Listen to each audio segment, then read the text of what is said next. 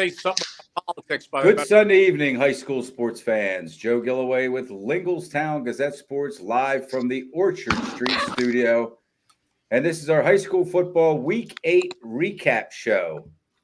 I'll be joined momentarily by our panel of experts as soon as we're done thanking those responsible for bringing you tonight's show, our Lingelstown Gazette Sports Platinum sponsors. And they are Rickabah's Electric, Payer Apparel, Ted's Bar and Grill, Hoffman Ford, Freedom Financial Wealth Management, The Tire Mart, American Legion Post 272, Modern Imprint, Team PA, AAU Basketball, Crystal Bob at Howard Hanna Real Estate, Underdog Sports Bar and Grill, Capital Region Insurance Agency, Sam Hartley Decking, and Tonino's Pizza. Thanks to those great local businesses for their continued support of Lingelstown Gazette Sports and our area's student athletes. So let's talk about what we have upcoming here. We finally have three girls kind of nailed down for we're doing a multi-sport athletes boys side and girls side shows podcast. So on the girls side, we're going to have Emma Kostelak-Lauer from Trinity, Anna Lehman from Northern York. She plays 4 sports. She's the place kicker on Northern York's football team. They got a pretty good team too. And then Sienna Mans from Cumberland Valley, 3-year soccer starter, I believe, and then definitely 4 years starting on the basketball team. So these are some really high-end multi-sport athletes. So far, we have Nolan Bazalka from Cumberland Valley on the boys' side, had a big win yesterday. We'll get to that like real soon. Josh Smith on the boys' side, they're from Cumberland Valley and Mechanicsburg. And then we're working on a third boy so we can get both those shows together. We have scheduled a postseason preview show that's going to be held. It's going to be the same format as what we do here on Sunday nights, but we're going to talk about the postseason. That'll be Wednesday, the 30th of this month of October, of course, and then next Sunday at the same time, 6:00, our Week 9 recap show. So lots going on here with Lingelstown Gazette Sports and the Gazette Sports Chat podcast. So tonight we have joining us Travis Waters, Terry Clark Jr., and Dave Burman. So we have just shy of a full house, and we're going to get right to it. I mean, I was fully anticipating leading with the State College win over East High until yesterday afternoon, and things changed as of around 3:30 yesterday. So we're going to talk first about Cumberland Valley 24, Harrisburg 21. Spoiled a lot of things. Let's start with spoiled homecoming, maybe. I don't know if that spoils homecoming, but you want to get a W on homecoming, that's for sure. Harrisburg was kind of poised. They had only one loss to the top team in the state. They were poised in the Mid-Penn Commonwealth Division to win that division, probably outright. They were poised to get probably a 1 or 2 seed, more likely a 2 seed in the District 3 6A. And for what it's worth, and really not a whole lot, they were sitting around, I think, number 7 in the state in 6A. And all those things kind of got shaken up yesterday afternoon at Severance Field. So we're going to talk about that. This is a big upset. Again, Harrisburg came in 6-1. Cumberland Valley came in 3-4. Cumberland Valley had really not played, I didn't think, too well all year. Weren't horrible for sure, but they just didn't look like they were ready to go in and knock off Harrisburg. And I'm going to start with Travis. You saw what I saw. I watched it twice. I watched it this afternoon. It was on again, and I watched it the whole game 2 times. What happened there yesterday? I know that's a general question, but what did you think happened? Why was Cumberland Valley able to walk away with a win there yesterday? Well, I saw a lot of things. First of all, Harrisburg started off the game. They had a long kickoff. Probably would have been inside the Cumberland Valley 10-yard line. Got called back, of course. A couple plays later, they throw an interception. Cumberland Valley has the ball inside the Harrisburg 5 to start the game, and they scored on the first play. Harrisburg, I want to say they struggled. They made a lot of mistakes on offense, a lot of penalties, a lot of holding penalties called plays back. Cumberland Valley played solid. They played solid on defense. And Harrisburg, and they made timely plays in the first half. So they made Harrisburg pay for their turnovers. Because Cumberland Valley really didn't move the ball, but they made them pay. And there were two plays that I really think set Cumberland Valley up for the win. I think it was like a 4th and 11 at the end of the first half. Yeah. And they got the touchdown pass. But also, Coke was punting, and he shanked a punt. And that led to a field goal in the second half. Because if you look at the second half, Cumberland Valley did not get, if I'm not mistaken, Joe, they did not get one first down in the second half. They did not. And then when they stopped Harrisburg, I don't know what happened on the exchange. It looked like the running back was expecting the quarterback to keep the ball, and it was just a bot. It just wasn't a clean handoff. And Cumberland Valley made the play, and hats off to them. They one thing I think Harrisburg is going to need to do moving forward is they're going to have to come with a little bit more emotion when they start playing, in the first half, and not think that they can roll in and just people are going to lay over, because no one's going to lay over for you. Right. People are trying to beat you. You're the Mid-Penn defending champions a few years in a row, district champion, and you just can't walk in and think you can just roll in and people are going to lay down for you. These teams are, whether a team doesn't have the athletes that you have, they are these teams in the Mid-Penn Commonwealth are coached well. Correct. And if you don't come with your A game, they're going to make you pay. They're going to make you pay. That's a great point. I mean, a really good point about that 11-yard punt by Coke. And let's just say this: Coke's done a pretty admirable job this year punting. Yeah. He's a split end or wide receiver and a D-back who's punting. But I was just texting with Dan Sostek this morning from Penn Live, and I think the world of him. He does a great job, him and Eric Epler there, and their cohorts. But I said, man, 4 interceptions for Harrisburg. For Lewis, he said, plus the 11-yard punt. Basically, what he was calling it is a turnover. It's the same as a turnover. It was a turnover. And let me say this: two of the interceptions were one of them was a Coke drop, actually. Absolutely. Yes. It would have been a first down. One went through the Harrisburg players, like right through their hands, and another one, I think the Harrisburg receiver kind of knocked it up in the air. So I think there's 2, let's call them pure interceptions, and 2 kind of caroms, or like you said, just kind of went off the receiver's hands. And I think that's at the time. So the one interception in the first half, it was kind of like one of those little screen passes they throw. Yeah. It just wasn't there. And I think that's where an experienced quarterback may have pulled that ball down and wouldn't have thrown that pass, because even if they say the receiver caught it was going to be a loss. It would be a tackle for a loss. Just wasn't there. It wasn't blocked well. Now, before the other guys jump in, let me just say this: Cumberland Valley. Travis said he didn't think they had a first down in the second half. I'm almost sure they didn't, but they had 128 total yards. I said to a couple of buddies I was texting last night, I said I would be shocked if Cumberland Valley had 150 total yards, because I didn't check yet. And it was 128. They had 21 carries for 31 yards, did Cumberland Valley. And our friend Ben Dupree, who couldn't make it tonight, he says, you got to run the ball and stop the run. Well, they didn't run the ball well. 6 completions in 12 attempts throwing, 97 yards, 1 touchdown, 1 interception for Grant Shepley. Quarterback for CV. Harrisburg, on the other hand, 324 total yards, 45 carries, 208 yards rushing, 4.6 yards per carry.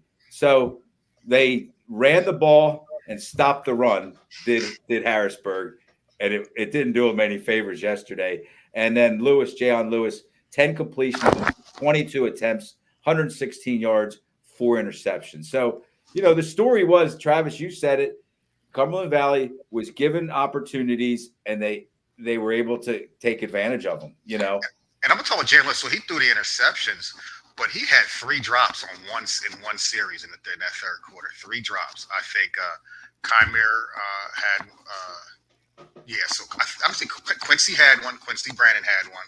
Kymir Williams had one. and Coke, I think, had 2 actually. Yeah, it's important that we say I'm a Jan Lewis fan. He's won me over. He's played well enough. He was kind of thrown in there, well, the second game of the season, so he's been in there for a while. But I like him. I think he plays well. I think he represents his team and his program and his school well. And things happen, but it wasn't all his fault. And I think, Travis, you're trying to say that, and I'm agreeing. Terry, what did you think of that game? I mean, I know you guys can't see me today, having a little technical difficulty, but you can hear me. You sound great. You hear me. But yeah, back to the game. So we talked about it a little bit, and you guys were talking about the game in our chat, and I gotta be honest, that game was not on my radar to watch live. When you guys are going back and forth, and I was like, wait, what's the score? And y'all told me the score, and I was like, all right, yeah, I gotta tune in. So I watched the entire second half. I ended up watching the game over earlier this morning to see what was really going on. But you guys hit it on the nail. It's tough to win a football game when you have 5+ turnovers. Yeah. Point blank period. Yeah. That's what it was. Cumberland Valley, like you said, they took advantage of the turnovers. Harrisburg had 3 interceptions, 3 of those interceptions out of a total of 4 in the first half, and they were able to score points. You guys mentioned in the second half, Cumberland Valley wasn't really they didn't get another first down. They didn't, but they did enough to hold on, and they got the crucial stop on 4th and 1 to seal the game. But I just want to piggyback off what Travis pointed out about Harrisburg this year. So for whatever reason, this team, what I'm noticing, maybe I'm reading too far into it, but this is what it seems. Travis brought it up, is for whatever reason, this team this year seems to, they kind of like, to me, they're not playing with that typical Harrisburg hunger to they want to destroy everyone that steps on the field on them. Right. I'm not seeing that from this group this year. They're kind of just going through their motion, thinking that, they're just naturally better and talented than you. So they can just do the bare minimum and get away with it. We seen it earlier when they played Cedar Cliff, when they barely won that game as well. Here we go again in this Cumberland Valley game. Only this time they had way too many turnovers to overcome it. And in the end, it ended up biting them in the butt. So from that perspective alone, this group right now worries me because they're showing this new mentality that we haven't, or we're not accustomed to seeing from a typical Harrisburg Cougar team. Can I read a quote? Go ahead, Dave. From Josh Oswald. Yep. He really talked a lot, but he says, I can't help but be emotional. We are literally doing this while we have freshmen on the field, sophomores on the field. We play in the toughest league in the state every week. Harrisburg is a very good football team, one of the best in the state. We talked about it all week, taking care of the things we can control. We knew stepping out they were going to have adjustments.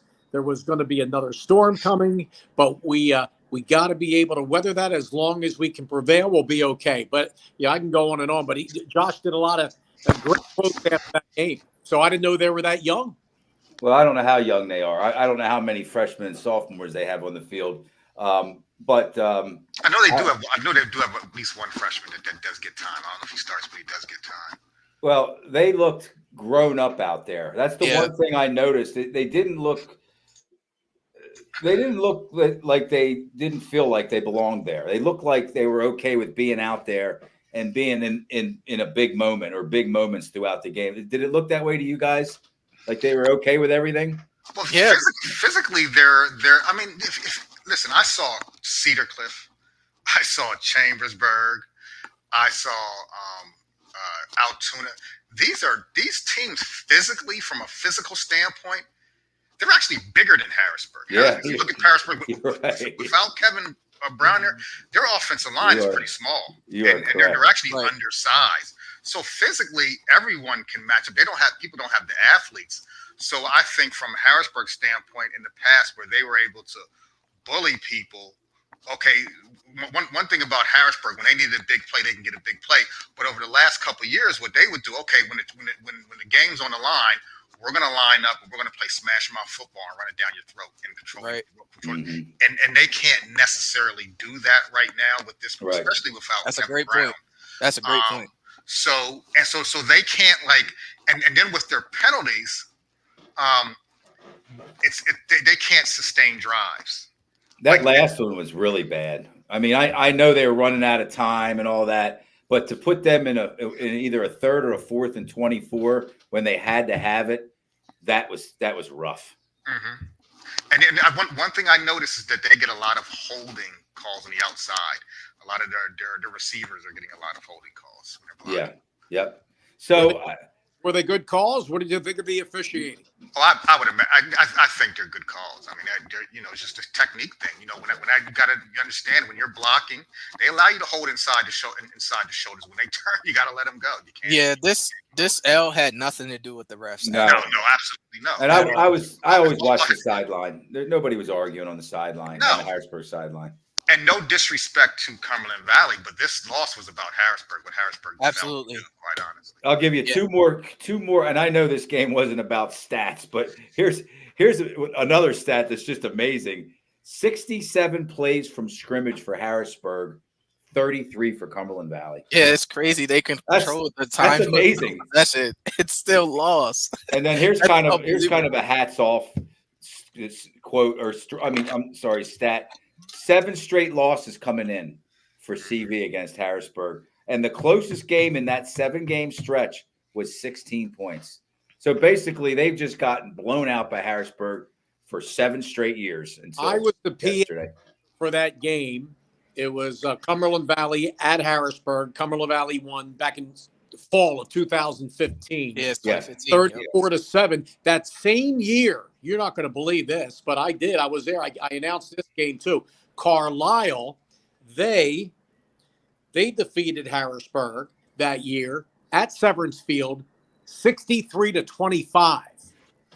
That was right before the run started, guys. Yeah, right. Yep. That was the year before the run started. I believe that was one of Carlisle's stronger teams that year. Right. And that was probably like a young Yamir Wilkerson, I bet. Right. Yeah. And he turned. We know what he turned into. Yes. One of the wins that year, though, that Harrisburg had, they scored 75 points in a game against my Mifflin County Huskies. 75-31. So it just goes to show you things are all right. Kind of. So let's we'll give you your 2 minutes for Mifflin County football. But let's move on to the game that we were going to lead with. It wasn't a close game. It wasn't a great game. It wasn't an overly exciting game, but I thought it would be the best game of the weekend. State College over East High, Central Dauphin East. 55-17. And I heard Bruce Badgley from Penn Live, a guy I work with sometimes in the studio. He's a very respectful guy. He's never trying to make anything funny or whatever, but he goes, this game got out of hand quickly. I really don't know what else to say. What he said, he wasn't trying to be funny, but he was right. It was 14-0 midway through the first quarter. 21-3, 6 seconds. There he is. 6 seconds into the second quarter, it was 21-3. And I'm sure most of you guys and most of us watched that game. I think you could tell that the game was probably over very early. I only say that. I don't mean the East didn't have the guys to score some points, but State College was clicking on all cylinders. They were prepared. They're a disciplined team. And it was kind of bound to happen, the East take a loss. They came in 7-0. But what'd you guys think of State College? State College looked good. I think what they did, because they jumped on East, they took the running game out of the picture. So East they really couldn't run the ball because they were down by so much. And they really were. Like what I was surprised most about was how well State College passed on East. Like I don't look at State College as having this prolific offense. I saw them against Harrisburg. They didn't score a touchdown against Harrisburg. So I was really surprised. Quite honestly, I was expecting State College to win the game, but not by that much. and I'm going to say this, and State College is the better team. Guys might think I'm crazy for saying this. State College is not 55-17 better than East. They were that night, but they're not 55-7. No. They played again. Yeah. It'll be a closer game, and I agree with that. maybe 2 touchdowns, but not. I thought 55-7. 34. I thought 34-17, 34-21. I did think that State College would win the game, but that's a good point. I was going to make the same point, Travis. Yeah. Sometimes you have a bad day. It's not your day. The other team's clicking, and that's exactly what happened. But State College was. I mean, they played well. They played well. Go ahead, Terry. Yeah, State College. They showed up on a mission. They came into CD East. They were undefeated, so State College was licking their chops. It was like, we're gonna come down there and punch them in the mouth, and that's what they did. But even with that loss, to East, there's still a lot of football left for them. They're clearly in the district playoff. They already secured that. Absolutely.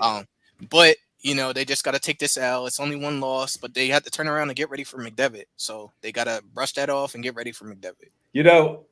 Travis, you said about, that maybe State College or State College probably is not typically a passing team, or at least one that would get all those passing yards.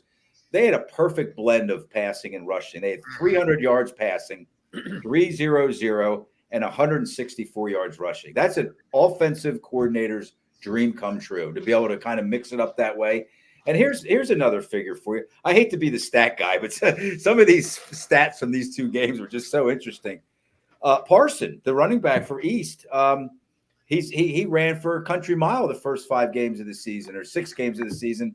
He had 43 yards rushing against Central Dauphin and 37 yards Friday night against State College. 80 yards rushing in the last 2 games for Parson. And as a team, they rushed for 95 against CD and 55 against State College. So they kind of been slowed down a little bit, I'll say this. Let me just say, I think the reason the State College rushing numbers, I think that's more indicative they were behind by so much, and they just right. Absolutely. I needed to be reminded. You're absolutely right. Yeah. Okay. Lynn Tull's a hell of a coach. Can I say hell of a coach? Yeah. They have great program, guys. And it's amazing what State College has done. They lost one of their top running back. Sheffy transferred to Harrisburg before the season, and they might be better than last year, guys. Yeah, well, I think they are. I think they're better than last year's team. Michael Gall was ejected from the game. He might be State College's best player, either Gall or Salazar, maybe. What I was told, I heard yesterday that he was going to get a 2-game suspension out of it, which that would have hurt. But wow. There's what's called supplemental disqualification. And that means, and I'm going to read it, when a component of the ejection is confronting, contacting, or addressing a coach, a contestant, or an official using vulgar language, ethnic or racial insensitive comments, or physical contact. Okay. Whoa. His second personal foul, you're ejected after 2, and you automatically get 1-game suspension. He kind of was this. He was, jabbing. But Ball? Yeah. Wow. But apparently he didn't say anything, again, racial or, really low or whatever. So if anybody's wondering, I did speak with Eric Epler from Penn Live, and he said that Gall will be suspended for 1 game. Okay. It's protocol. If anybody here is a State College person or a Michael Gall family member, I'm not putting the kid down. He's a great athlete. He also plays lacrosse, but he just, he got 2 personal fouls, and he's got to sit out for a game. So he'll be back for the final game of the regular season against Bishop McDevitt. Okay. One thing I noticed, and we talked about this, Joe, after the game, is that it seems like the second time I saw State College, it seems like they have a little bit of more of a chip on their shoulder. They a little more talking, and I've seen sportsmen like that you usually see. Right. Yeah. I saw it against Harrisburg. I saw it here against East as well. It doesn't really get you much. That kind of attitude or demeanor. This isn't the 1970s where you can just go out there and scare people and get away with all that crap and not get flagged for it. It's not good. You don't benefit yourself, right, Terry? Yeah, absolutely. But I have to say, I think I mean, I could be reading a little far into it, but with the, Dave pointed it out with losing Sheffy, I think those guys from State College is like, yeah, we lost Sheffy, but we're still here. Oh, they're ticked We're off. still good. Yeah, they're ticked Like, off. we're still here. So How do they just want to make that clear. Yep. How do you know that, Joe? What's that? How do you know they're ticked off? Because I just know. I know, like, kind of like personally from a friend of mine who's They're not happy about that situation. No, if you're trying to egg me into like talking about the exact conversation I heard about, I'm not going to. But yeah, they're not happy about it. Oh, one of the nicest guys around. So yeah, I don't even think he's as upset just about losing his player as the reason why on the transfer papers what they put on there, why he transferred, and I'll stop there. So anyway, let's go to McDevitt 28, Central Dauphin 10. We're not going to talk a whole lot about this game. But it was kind of odd. Okay. What have I said for I guess a month straight? CD's the best bad team I've seen out there. And they really do, man. They show up and they play hard and they're pretty disciplined. This game was 7-7 more than halfway through the third quarter. It was still 21-10 3 minutes into the fourth quarter. So when you're down 21-10, that's a touchdown, 2-point conversion, and a field goal. McDevitt's in pretty good shape by that point. Central Dauphin made a bad decision. It sounds like. I wasn't watching it when it happened. They tried to fake punt with 4th and 2 deep in their own zone, and they didn't get it, and that kind of ended the game. And then a pick six. But I don't know what's going on. I mean, McDevitt's still people keep saying they just don't have the guys, they just don't have the athletes. They still have a lot of athletes, don't they, guys? They have the athletes. McDevitt's still a talented team. I don't think they're strong. They're not that strong up front on the offensive line. That's the difference between this year and last year's team. Yep. Well, one of our teams down here could run into them in the 5A state tournament. We'll have to wait and see. Chester. And we'll see. And I will say this about the score. Yeah, the score was a little surprising, but I think McDevitt kind of is running into the same issue as Harrisburg, as thinking that they're just going to come into these games and just dominate. But rightfully so, though, McDevitt's a little different because, they basically were able to get away with that from being in the Keystone. Right. But now they're in the Commonwealth. So it's definitely a different ball game in this division. But with that being said, and I don't want to say it, but they could have been maybe looking ahead schedule-wise because of their last two remaining opponents. It could have been a little of that as well. But we'll see. I think McDevitt overall, when they run into a team that's maybe a little bit better or bigger than them up front, they can struggle. Right. Yeah. Okay, so let's just I'm just going to throw out a few more games here. You guys can make comments if you Joe, want. before you do, I just want to go back and just go ahead. Terry said this because we mentioned that State College, of course, beat CD's 55-17. Yes. I think that game with McDevitt and CD's is a throw-up game. I'm not sure who's going to win that game. I think I agree. Going to come to play. I wouldn't be surprised at all if CD wins that game. And if they win that game, and regardless, I think it's going to be it could be a toss-up game with them in Harrisburg. And that's this week at McDevitt. Yeah. Yep. And actually at the end of the season, I'll probably favor State College over McDevitt, quite honestly. Yep, I agree with both of those. I can't disagree with either of those things. Okay, so I'll just throw some games out. If you guys have anything that you know about them or you want to say about them. These are some games that I think are of interest, and I think you guys will agree. Trinity 27, West Perry 26. West Perry had won the last 2 years. Trinity hadn't beaten them in since 2015, but they hadn't played it. For most of those years they hadn't played. So, but the last 2 years, 22 and 23 were kind of like throwdowns with Steel High, Trinity, West Perry. They were the three top teams, and West Perry got Trinity twice. West Perry was up in this game too. A good win, guys, for Trinity. Yeah, it's a good win. Right? Undefeated. Yeah. No, they got one loss. Oh, okay, I thought they were 8-0. Okay. Who'd they lose to? They lost to a non-league game. Yeah, it was the first game of the season. Okay. Oh, I didn't know that. That's right. You're right. Allentown Central Catholic. You better believe it. It was a close game too. Yeah. Yeah. So yeah, they lost to them, so they got one loss. Yep. But West Perry, I feel like once again it was a trap game for Trinity. But they were able to overcome it. Anytime going up to West Perry, like it's hard, especially when they have a decent team. It's hard to get a win up there. It really is. It really, really is. As you said, they had their running back. Yeah, and he right? was back and healthy. So and so that played a role as well because he makes a huge difference. And on top of it, West Perry was on a 3-game losing streak after Friday's loss. Now it's a 4 game. So now they're on the cusp of district playoff wise. Are they going to get in or are they not? So that was a big game for West Perry as well. So they were going to get Trinity's best shot. West Perry was going to give them their best shot. You're right about that. Yeah, because we said last week they were I think they were at number 11 and only 10 teams make it. So Trinity, hats off, man. They just keep chugging along and they're heading for a showdown in week 10 against Susquehanna Township. That'll be one of the games of the year in the Mid-Penn. Let's face it. Yep. How about Wyomissing 34, Twin Valley 24? The game was stayed close for most of the game. Wyomissing pushed ahead there right around I think the end of the third quarter, beginning of the fourth quarter. Twin Valley didn't roll over. They kept trying to come back and they kept themselves in the game. And but Wyomissing, and I'm wrong a lot, and I'm not being self-deprecating, but I am wrong a lot. And I was right about Wyomissing. I said I'm going with Wyomissing because of their heritage. Yeah.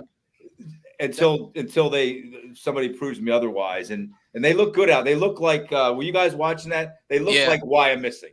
They were big. They were big up. Remember, we were all texting big about up front. They were so big up front, man. They are big. They're big and physical. And they're a 3A team, basically. 3A right, team. classification wise. Right. So it's kind of crazy to look at them and be like, they're not a 3A classification team if you look at them size wise. They're big and physical.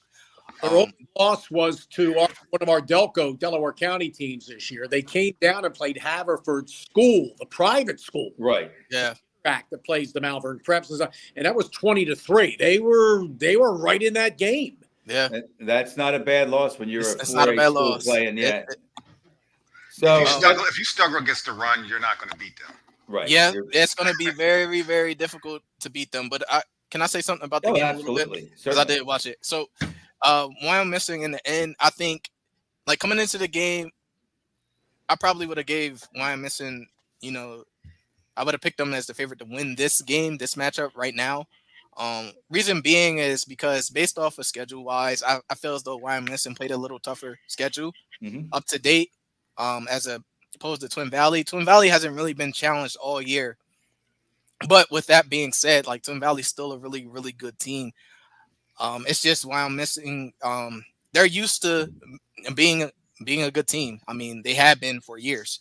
They're a state power. They're state well known.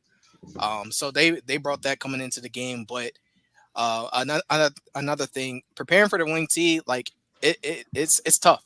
It's tough, and it's one thing to prepare for it, and it's another thing to actually play against it. Right. In practice, it's hard to emulate it, but you don't really get a real taste for it until you're actually in it and playing. Right. So in the long run, I do think that's going to help Twin Valley potentially if they match up with them again come districts. But all in all, I thought it was a really good game. It was a really good game, and we got Wyomissing's on a collision course, week 10, hosting Lampeter Strasburg.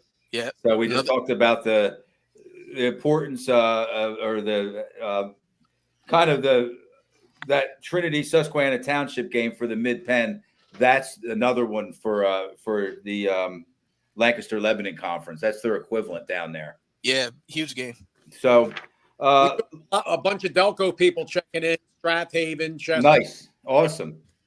Thanks, guys, for joining us. So that we're going to talk real quickly about LaSalle College 35, Bonner Prendergast 13, and it wasn't that close.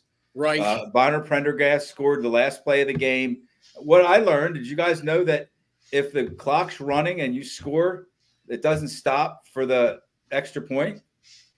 Yeah, that was I didn't know that. Unless those officials just said, "Come on, guys, let's just get it." I watched the game, and the guys in the booth, they were kind of surprised. The guys in the booth, and he said, "What they're explaining is that since the clock's running, you don't get a chance to go for an extra point." Yeah. But man, how good was LaSalle College? They were unbelievable. LaSalle, again, number one team in the state, 6A. St. Joe's Prep, number 2. And Bonner came in some rankings, number 1 in Penn Live, Harrisburg Patriot, number 6. So here's what Jack Muldoon said. He's the fiery, longtime coach of Bonner Prep. You cannot make mistakes the way we did tonight because we got away with it against Roman Catholic, who they beat 38-30. Yeah. A block punt. We lost 2 fumbles. You can't do that against the number 1 team in the state. There were no effort issues. The team is not like that. Kept fighting until the end. I told my team this will mark our season, how we react. They take on Carl O'Hara, who's not bad. This week coming up, guys, O'Hara, they were beaten by St. Joe's Prep 35-14. Right. Yeah, I like that. I like that quote that coach gave. You look at our Catholic League guys down here. They don't. The coaches. Hey, there's a lot of pressure on these guys. Yeah, absolutely. There really is. Everyone's trying to catch up to St. Joe's Prep. Right. Exactly. So. A lot of pressure, not only football and basketball, man, because they have. It's not a booster club. It's a alumni. Yeah. Club. Right. And you know about the Catholic League. Mm-hmm. So one more game, and we don't even have to discuss it, but we've been talking about that 5A classification out in District 7 in the Whitfield. Upper St. Clair 14, Bethel Park 10. Beautiful touchdown pass and catch with 38 seconds left in the fourth quarter, which ended up being in the game. I texted that to you guys. You guys get that video? Yeah. Oh, my God. What a throw. What a catch. I mean, it was just beautiful. But my point in even bringing that up is that I think we mentioned, or Eric Thomas mentioned, that there's like 4 really studly teams out there in 5A. And somebody from this side of the state is going to have to end up playing whoever can kind of claw their way through the rest, So that must have been a great game to be at, Upper St. Clair, Bethel Park. So, Dave Burman, it's your turn, buddy. All right. So let's do your District 1/District 12 report. And then why don't you just transition right into 2 minutes of Mifflin County football with Dave Burman. 6A, third-ranked team in the state, Central Buck South, is, they beat Abington 63-0. They're legit. Imhotep, 7-1, only lost to East St. Louis, national powerhouse. They beat Martin Luther King Imhotep 50-0. So as I told you, it's going to be either St. Joe's Prep, LaSalle, or Imhotep, and they will play. Well, they'll go to one of those is going to go to the PIAA 6A quarterfinals against the team from Allentown. Right. Downingtown West was shocked. 7th-ranked team in 6A lost to Bishop Shanahan. They're located in Downingtown, 4A school, but they're a private school. And they lost, and Bishop Shanahan beat them 28-22. So the rankings with Harrisburg losing is going to be crazy. Pine Richland beat Latrobe, number 1 team in 5A. Chester 64-0 over a young Interborough team. And Chester has a lot of young guys also. That game at Interborough. And congrats to Chester High School junior quarterback Jalen Harris. Now the all-time Delaware County leader in touchdown passes already, only a junior, Jalen, 78. Nice. Dave, how big is he? What's that? How big is he? About 6'2". And his twin brother, Deron Harris, is one of the greatest athletes you'll ever see out of here in Delaware County. They're both juniors, twin brothers. Desmond Johnson of Penwood had 77 touchdown passes, 2016, 2019. So Chester takes care of business. Strathaven, Henry O'Neill checking in. Big Strathaven fan, knows the Burmans guys for a long time. His son plays for Strathaven. They beat Harriton 62-0. And Strathaven usually doesn't score that much, but Harriton is one of those teams. They did in Mifflin County a few years ago. They dropped down. They dropped out of the Central League, and they start playing like a single A, double A, triple A schedule, and they start winning some games. They said, we're going to go back to the Central League, see where we are. And they just can't win. They can't, every game's a mercy rule. So Strathaven, keep an eye on them. The District 1 champs from last year over Chester. And then we have Westchester Ruston. They won again, 49-0 over Great Valley. Also, Roman Catholic over a decent Father Judge team, 54-24. You saw Samaj Beals, their junior quarterback, all-time passing leader now in the Philadelphia City League. And let's see, we have, and then Bonner losing to LaSalle 35-13. So District 1 5A with Garnet Valley and Strathaven and Chester and Marple Newtown. It's going to be dog eat dog, and winner will play Roman Catholic. So how do you like? That's a great report as always. And those at home, the viewers, Dave stops after 4A because they don't have the 3A, 2A, and 1A schools down there. No, they have a lot of bigger classifications. So if you're wondering where the 1, 2, and 3A report is, there really isn't one.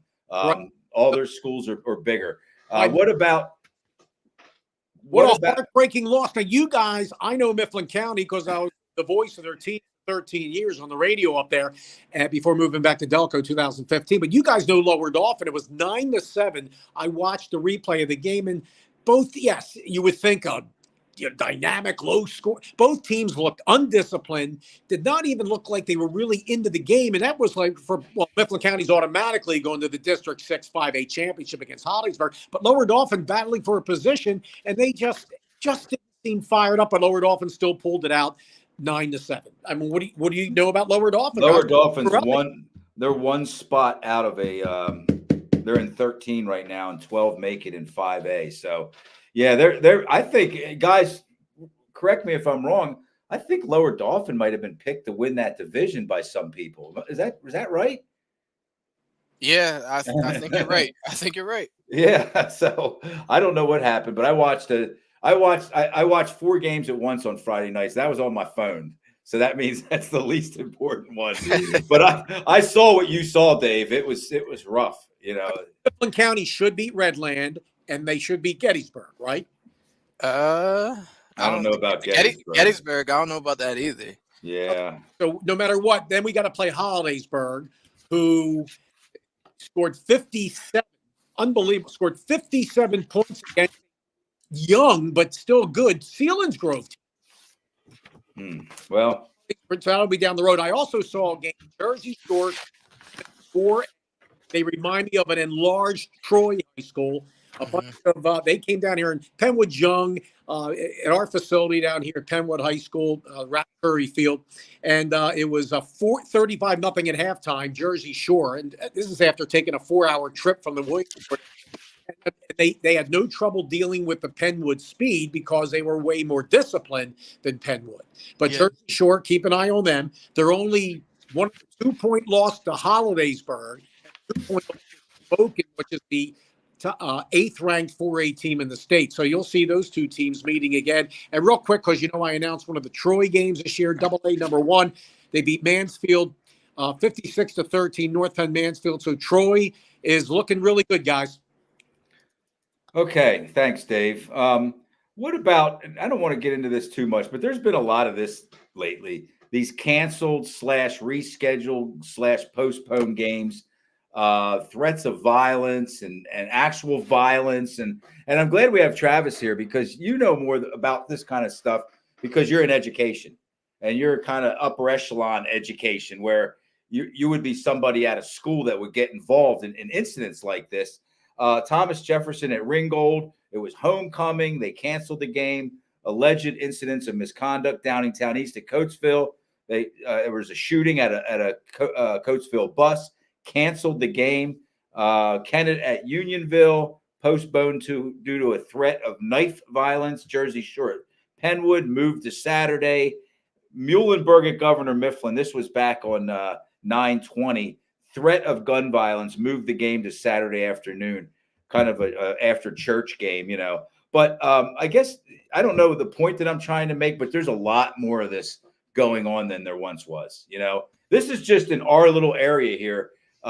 That's not taking into account what's happened out west and up north in the coal regions. Travis, when this kind of stuff happens, the first thing I hear, and I call it the let them play crowd, people are just up in arms. They don't understand why a threat of violence or some actual violence should have to carry over and cancel or postpone a football game.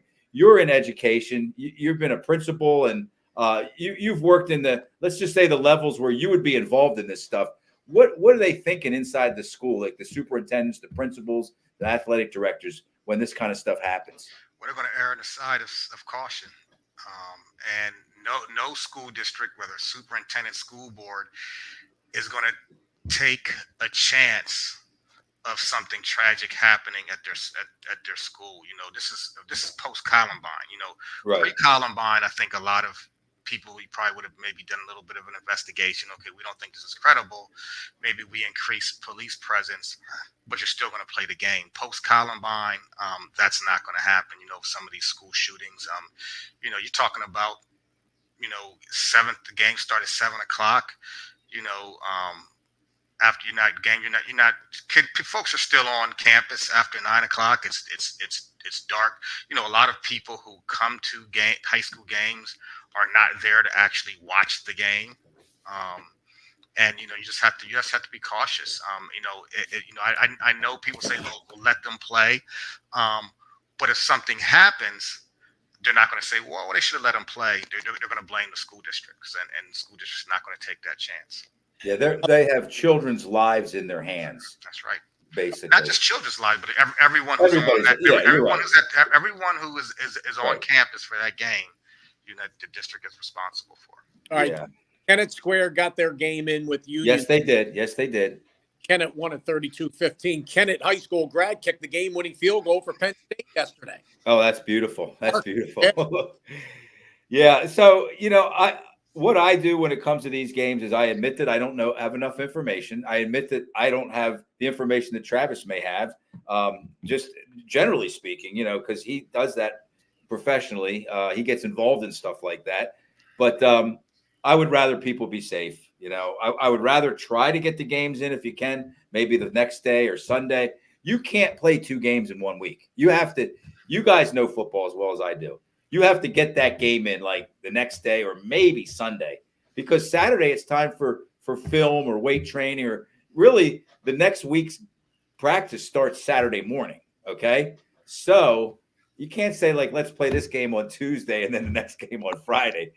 Folks, it does not work that way. Not at all with football. So, we don't need to really, I just figured on this show, we care about stuff like that, at least enough to mention it. And, let's just give credit to the people who care enough to say it's just a football game. It's a heck of a thing for me to say on a football show, but they win if nobody gets hurt. That's the bottom line, right? The superintendent wins, the principals win, everybody wins if nobody gets hurt. And I'll say it really is unfortunate that some of this stuff is going on. It's just ridiculous. It is. I'm not taking a side. Okay, that's why. Absolutely, yeah. That's why when I was reading about this stuff, I was like, Travis is the perfect guy to address this stuff, and I kind of figured what you were going to say. Like, they got to err on the side of safety, err on the side of the well-being of the kids who are entrusted with them, during a good portion of the week. And, you hope in the end that these teams that aren't able to play, that miss their games altogether, are able to have a good rest of the season. And, everybody's safe and sound. So I guess the one thing I wanted to say too is we have a bill and this is for another show, but we have a bill, House Resolution number 443, and that is dealing with boundary versus non-boundary. So that has been, I'm sure you guys all know about it, that has been readdressed. I'm kind of on both sides or neither side, I guess, however you want to put it. I understand where the boundary schools are coming from, but I don't know how much support. I'm trying to get one of these. There's 4 different House legislators who drew this up, and I'm trying to get their last names are Conklin, Hill, Evans, Smith, Cerisi, and Waxman. So 5. Trying to get one of them at least on this show with us. And sometimes politicians will do that. Sometimes they don't want to show their hand. But so we're visiting that again. The last time, Dave, you're old enough to remember. I'm old enough to remember, but I was too young when it happened. 1972. Absolutely. 1971 was the last year that let's call them boundary and non-boundaries were split. Yeah. And it took an act of the Pennsylvania legislature to change it. So it would take another act to change it back. Anybody have any thoughts on that? I mean, Yeah, we should go in Pennsylvania, do what they do in New Jersey, go to 4 classes, public schools. I guess you have to include public schools, charter schools. Okay. charters would be included with the non-boundary, I would think, with the privates. Like Lincoln Park Well, says. no, I think charters would probably be included with public because they're public charter schools. Okay. Yes. So I don't know if it's public versus not versus like they're against each other, or boundary versus non-boundary. People complain about the charter schools too. Oh yeah, well, I mean, they didn't know. We know why. Well, Imhotep, when that comes to name. Lincoln Park, my Chester Charter, our charter boys basketball program. We are a charter school, but we're public. I want to keep them in the public bracket. I quickly remind people about Imhotep. Yes, they are not boundary, but they technically are. Their boundary is Philadelphia, like the city. That's their boundary. Right. But anyway, and then put 2 classes of private schools, A and B, or whatever, A and B. That's what I think maybe they can start that next year. Is it just Philadelphia, Terry, or can they get players from out in like Delaware County, Montgomery County? Dave would know better than me, but I was told just Philadelphia. Can Imhotep take players outside of the actual city? Can they get a player from like Delaware County or? Yes, but it's different. Right. And so it's like Chester Charter, different. Lincoln Park, same thing out there. That might be the only charter school in the Western PA. But they're a powerhouse. Yeah, they do things differently out there than we do in the East. That's for sure. So whoever you guys have a chart now, what do you do about Bishop McDevitt? Will have to be. Got to get. They're going to be in the private, right? Trinity. Yeah, well, like you said, there would be. Let's just say, for sake of argument, or there would be 2 classifications probably. McDevitt would probably be 2A. Trinity might be 1A. They'd be a bigger 1A, and then all the 5As and all the 6As and some of the 5As would be 4A again, like they were back before 2016, 2017, and for the Central Catholic, Bethlehem Central Catholic. You have in your area. You have. Now, what do you do with these boarding schools? Well, Lancaster Catholic. Lancaster Mennonite. What do you do with them? So I feel I think that even if you did that, some of the Catholic schools would have a problem with that, because think about a Catholic school that's in more of a rural area with a lower population base. Then you have some of these Catholic schools that are in these large metropolitan areas, on close to state borders. Mm-hmm. There's just this distinct advantage based on where you are even when you're a private school. I think at the very least, and some folks might not like this, at the very least we should draw the line at if you're going to play in the PIAA, you have to live in the PIAA, and your parents have to pay taxes to the Commonwealth of Pennsylvania, not New Jersey or Delaware. Kind of makes sense, Travis. Kind of makes sense. Travis, you the next commissioner, director of the PIAA. That sounds great to me.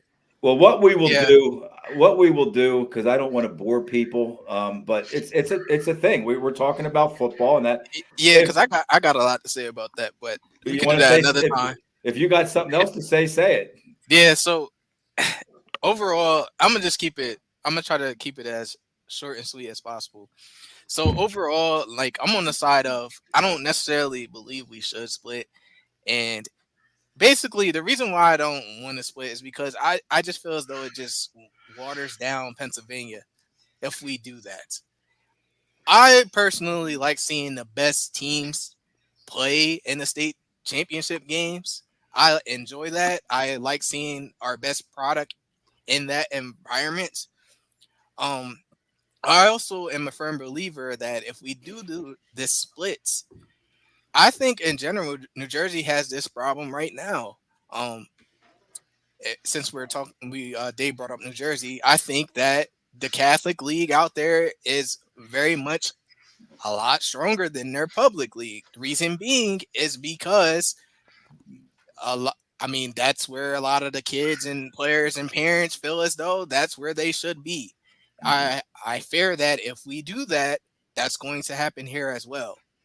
And we do have that issue now of losing kids to these schools. I just think it would be even worse if we were to do that. But you know, Okay. Terry, I'll say this, that New Jersey in a way is similar to Pennsylvania and where the powerful Catholic schools are located. Most of them are located in North Jersey, close to New Yeah. York. So Mhm. especially in basketball, you're pulling kids from New York City. Heck, they're even pulling kids. I don't know if they do now. They were pulling kids from Africa. They were they had kids who were from Africa on their team. Trinity So just got it a was kid North from Jersey. Africa. Yeah, and I just think that's, I don't know, and I'm not saying that has nothing to do with the split or anything like that. I just think there needs to be some kind of guidelines set. If you're going to say you're going to play against public schools, let's not get kids from outside our state. Let's not Yeah. get kids from different countries and stuff like that.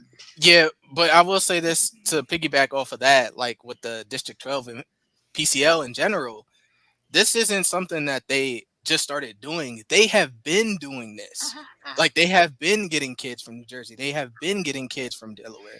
This ain't nothing new. It's something that when we brought them into the PIAA, we had to accept that because that's what they do. Right. That's what they do. The PIAA, I mean, there's no way that they didn't know that. They knew. So it's like one of those things, like we wanted them here, they're here now. So what do we do? I remember 15, maybe even 20 years ago, reading an article. It was in the Philadelphia Inquirer about how the Catholic schools in Philadelphia were actually going and actually watching public schools, watching them play junior high football, and then sending out notices and recruiting them to their schools. And then, the PIAA invites them into the. I think that's so I agree with Terry. That's a PIAA issue right there. The PIAA dropped the ball, quite honestly. I Right. see it all the time down here, especially our Chester High School basketball program, Chester High. And they announce the Chester Biddy League Championship every year, and unbelievable athletes in our town here. Chester, not very big anymore, but yeah. And the coaches, they're great guys. Catholic League coaches, they're great. They love shows like us, Joe. They follow us. They follow you. They follow me to see some of the athletes. So, and they come after our kids, but a lot of them offer great opportunities too. They're good schools, most of them. Probably Yeah. all of them. Yeah. So I don't think anybody's making an argument against the schools, and nobody's making. I'll speak for myself. These kids that might be able to get out of Chester, or with respect to Chester, you just mentioned though, I'm all for it. Okay, because St. Joe's Prep is, from all accounts, a great school. A great school. It's a $30,000 a year private high school. I want the kids to have a chance to do that. I'll tell you what we can do. Let's keep an eye on this issue, and maybe we'll revisit it. Maybe we'll cut out 10 or 15 minutes or so. If we get one of these politicians, we'll bring him or her into the show and get their opinion on things and why they drew up a bill.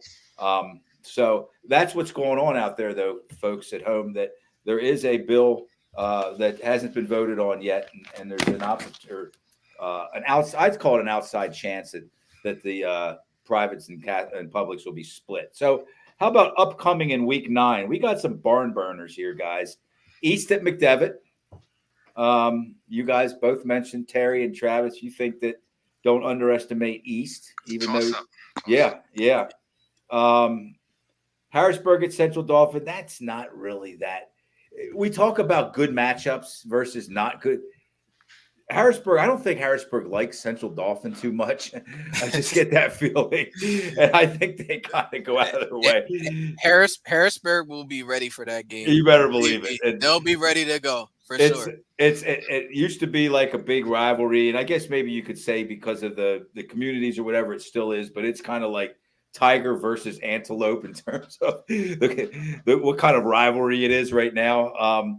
Susquehanna Township at Trinity, is that this week? Yes, it is. 10? Okay, I thought so. Twin Valley at Lampeter Strasburg. Man, That's another big game. Woo-wee. Another big game for Twin Valley. And then here's one to just kind of keep an eye on. I talked to Coach Jerry Yonchuk a couple times before the season started.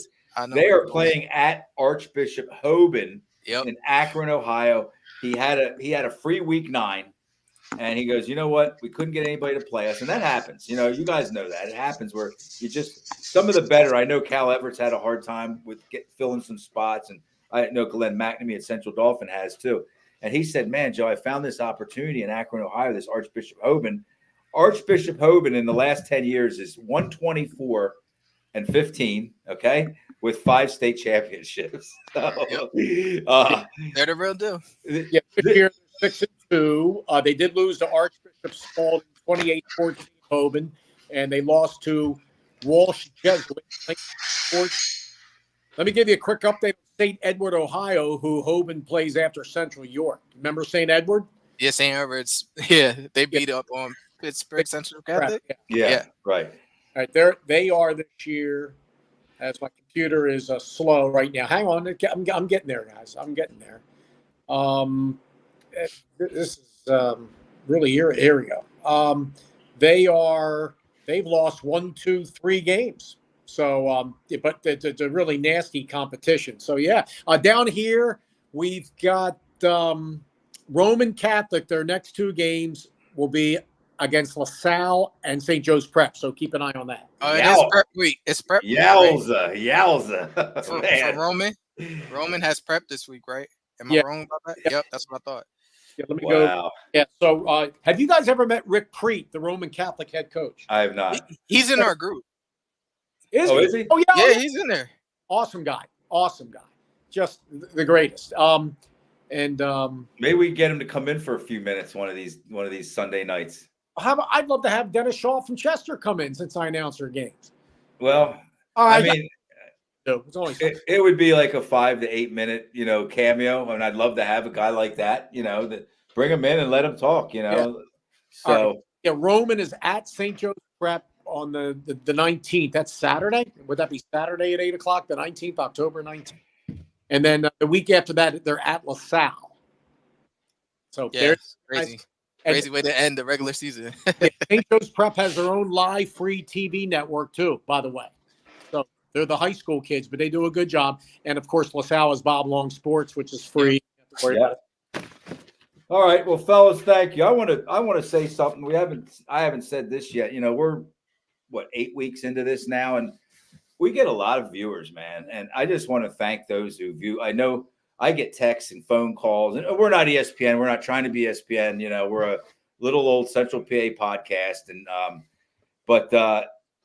thank you for supporting us. Those who are viewing us on a weekly basis. I mean, we're getting 2,000, 2,400, 1,900. That's a lot of views, and I mean, when I say we couldn't do it without Dave and Travis and Terry and Ben and Eric, when he's been in, he's great. Eric Thomas. I can't. This doesn't exist without you guys.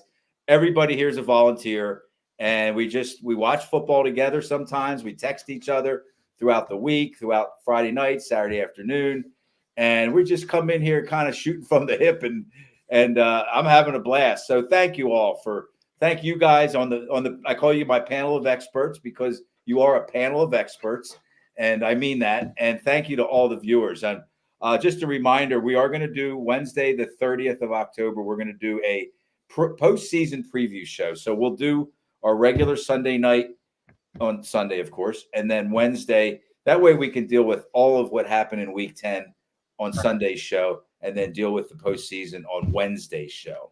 Hey, bad weekend. Our buddy Dontrell Mitchell, terrible weekend. Listen, and line for beating Cowboys 40-0. Yeah, I know. Shout out Dontrell. Listen, Dontrell, if you're watching, listen, this isn't going to be a compliment. He handled it well. He just had a post. He's like 6-2, WTF, or what the heck, or Yep. He didn't make any sense. I don't care how much of a homer you are. If you win with grace or lose with grace, that's fine with me.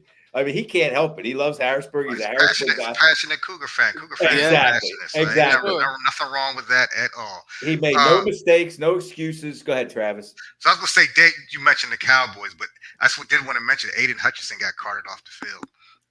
Who? Oh, boy. Detroit. Yeah. Oh, Detroit defense line. Yeah. He got carted man. off. Yeah. Pittsburgh up big over Vegas. So, all right. So that's going to about do it. We will reconvene a week from tonight, next Sunday at 6:00. Talk about Week 9. Dave Burman, Terry Clark Jr., Travis Waters. Thank you very much. He's got his Chester football exit 6. We love that. Okay, Eddie Ingram. Cougars fans are. Large. I'm sure. I know Dave, they are. Dave, we like those shirts. Eddie Ingram said Cougars fans are ticked off right now. As they should be. They should be. Eddie's another one. I watched Eddie's comments on Facebook. Made no excuses. He said it hurts. We don't like this. If anybody, and I talk about it all the time, I'm a big Cal Everett homer. I love Cal as a coach. I love the way he leads his young men. If anybody knows how to get a team back on track and get them ready for, let's call it Week 11, the first week of the postseason, it's Harrisburg coach Calvin Everett. So I'm so far from losing faith in them at this point. They'll have a good week of practice, and man, I don't know what's going to happen.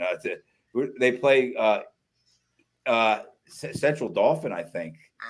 Ooh, Central Dolphins plays the same way Cumberland Valley does. So attention to detail. Attention to detail.